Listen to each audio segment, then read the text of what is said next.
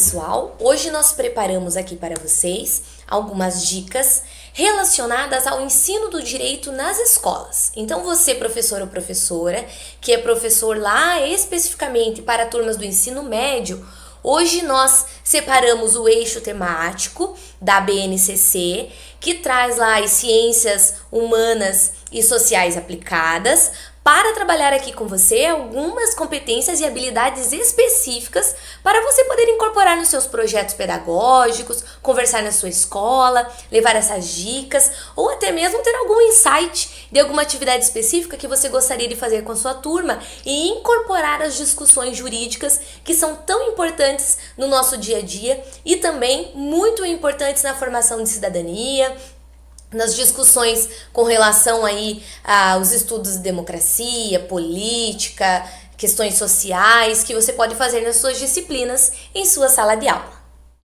Eu separei aqui a competência 2. Nessa competência 2, nós temos ali que o aluno deve, então, desenvolver a capacidade de analisar a formação de territórios e fronteiras em diferentes tempos e espaços, mediante a compreensão dos processos sociais, políticos, econômicos e culturais, geradores de conflito e negociação, desigualdade e igualdade, exclusão e inclusão e de situações que envolvam o exercício arbitrário do poder. Nessa competência 2, eu selecionei uma habilidade específica, porque cada competência tem várias habilidades, e trouxe aqui para nós falarmos sobre o ensino do direito nesse ponto aqui. Nessa habilidade específica, nós temos analisar e avaliar os impactos das tecnologias na estruturação e nas dinâmicas das sociedades contemporâneas. Então, nessa perspectiva, eu pensei em trazer uma proposta de uma ideia que é avaliar quais são as legislações que nós temos no país hoje que falam sobre a regulamentação de como e do que as empresas tratam aí os nossos dados, as nossas curtidas, aquilo que nós gostamos, os vídeos que nós assistimos, como nós nos comportamos nas redes sociais. Nós sabemos que isso hoje gera um grande número de informações para as empresas. Então, o que as empresas fazem, como que elas utilizam isso daí? E uma das legislações que nós temos, que pode ser trabalhada em sala de aula, é avaliar a própria legislação chamada do Marco Civil da Internet. O Marco Civil da Internet é uma legislação que trouxe para nós aí algumas diretrizes com relação à utilização da internet, ao uso de dados, aquela caixinha lá do eu aceito os termos e muitas vezes, esse consumidor, esse usuário não lê tudo aquilo que está lá. O Marco Civil da Internet traz alguns princípios que são muito importantes, aquilo que nós como sociedade brasileira entendemos ser necessário o tratamento nos usos, nas atividades que nós realizamos por meio da internet. Então é uma ótima legislação que pode ser trazida aí em sala de aula para discutir, analisar aí com os alunos, trazendo propostas de mediação pedagógica, que eles possam então olhar essa lei, ver que ela existe, ver o que ela regulamenta, quais são os princípios que ela trata, verificar também se esses alunos, se no dia a dia do uso das redes sociais e da internet, se eles veem que isso acontece, ou se eles já presenciaram, já vivenciaram alguma situação que é uma situação que não está aí, está indo em desacordo com aquilo que prevê a legislação, também é uma ótima ideia do que você pode tratar em sua sala de aula com os seus alunos. Competência 3, que também foi selecionada lá do eixo das ciências humanas e sociais aplicadas, nós temos aqui o aluno desenvolvendo a capacidade de contextualizar, analisar e avaliar criticamente as relações das sociedades com a natureza e seus impactos econômicos e socioambientais. Promover a consciência, a ética socioambiental, o consumo responsável, enfim. Dentro dessa competência, nós temos uma habilidade específica que é trazida lá na BNCC, que diz o seguinte: analisar e discutir o papel dos organismos nacionais de regulação, controle e fiscalização ambiental e dos acordos internacionais para a promoção e a garantia de práticas ambientais sustentáveis. Bom, dentro dessa perspectiva, nós temos no Brasil hoje várias agências reguladoras. Seria interessante que o professor pudesse trazer para a sala de aula essa questão da agência reguladora. Para que serve uma agência reguladora? O que ela faz?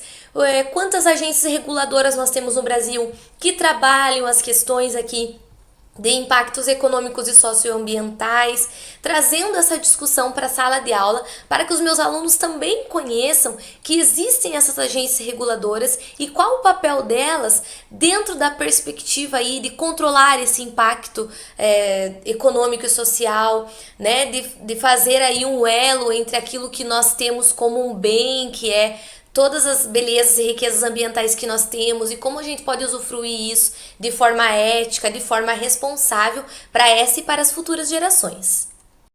E nessa perspectiva, eu trouxe aqui, então, um print lá do site da Agência Nacional de Águas, por exemplo, que é um material que pode ser utilizado pelo professor. Lá você tem o que é a Agência Nacional de Águas, qual que é seu organograma, o que ela faz, a regulação, monitoramento, dados com relação a águas no Brasil. Você pode pegar, então, só dados lá do seu estado, da sua região, da sua cidade, trazer isso para a perspectiva da realidade local em que o aluno vive, quanto isso é importante e como que isso é regulamentado no Brasil hoje. É uma forma também de você trazer o direito aí para a sua sala de aula.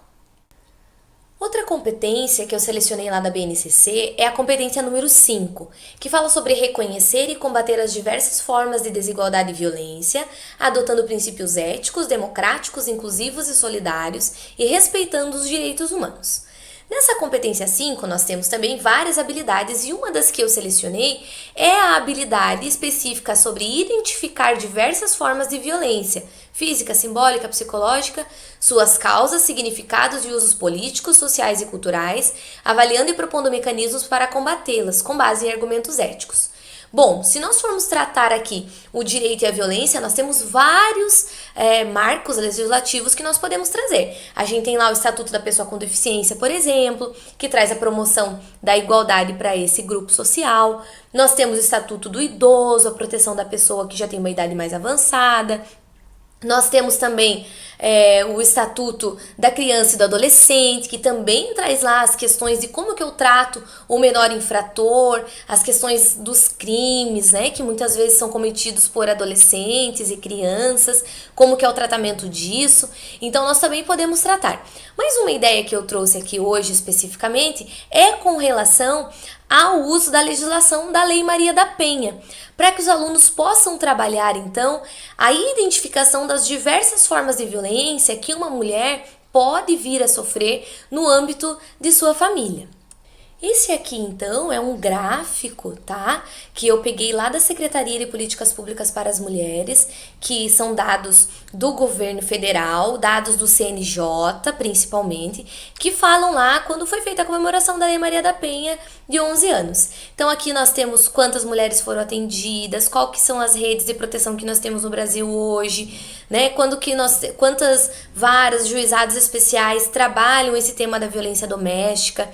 Então, assim, a percepção da população, como os brasileiros estão percebendo a aplicação da legislação. Então, esse é só um gráfico de exemplo, mas muitos temas podem ser tratados em sala de aula. A própria Lei Maria da Penha traz lá as definições de quais são os tipos de violência, para que os alunos possam, então, trabalhar, discutir isso em sala de aula, falar sobre situações, muitas vezes, que podem ter acontecido no município, onde você tem lá situado a sua escola, tá? Então, são temas que a gente pode tratar em nossa sala e trazem a perspectiva do direito para a sala de aula, com a legislação, com a aplicação de como o direito regulamenta isso, historicamente, quais são os dados que nós temos, aí a importância dessa legislação, por exemplo, assim, no nosso país, no nosso estado. Se eu tenho dados mais específicos, eu também vou trazer para que esses alunos tenham esse conhecimento contextualizado, possam trabalhar isso na perspectiva aí da sua realidade social, dos espaços sociais em que eles vivem. Então, esse daí também é mais uma dica aplicada lá dentro da BNCC com habilidade específica dentro da competência de número 5. Pessoal, eu espero então ter trazido algumas dicas, algumas ideias para que vocês possam utilizar em sua sala de aula. Fique sempre ligado às nossas redes, né? Eu gosto sempre de dizer o nosso projeto, quando nós falamos do ensino jurídico inteligente, propostas para o ensino, ele não vai só para o ensino do bacharel em direito. Nós acreditamos que o direito faz parte de nossas vidas, ele precisa ser entendido, precisa ser compreendido na dimensão e na necessidade que cada cidadão necessita. Tá? Então, trabalhar o direito na escola faz com que a gente consiga enxergar aí as funções do direito mesmo, tanto como controle social, os regulamentos que vêm e controlam a nossa vida, nosso cotidiano todos os dias. Nós também podemos trabalhar a perspectiva da transformação social, através da mudança de usos, costumes sociais que nós temos e também desse entendimento por parte do processo legislativo para que a gente tenha leis que regulamentem e que hoje garantam saúde, vida, dignidade, trabalho, salário mínimo, enfim, tantos temas que são trazidos na perspectiva da transformação social, que é uma das funções do direito da nossa sociedade. Trazer isso para os nossos alunos vai fazer com que eles consigam, então, exercer melhor a sua cidadania, tenham uma integração social mais efetiva, né, para que eles também se posicionem socialmente, exigindo seus direitos, buscando a transformação desses direitos também.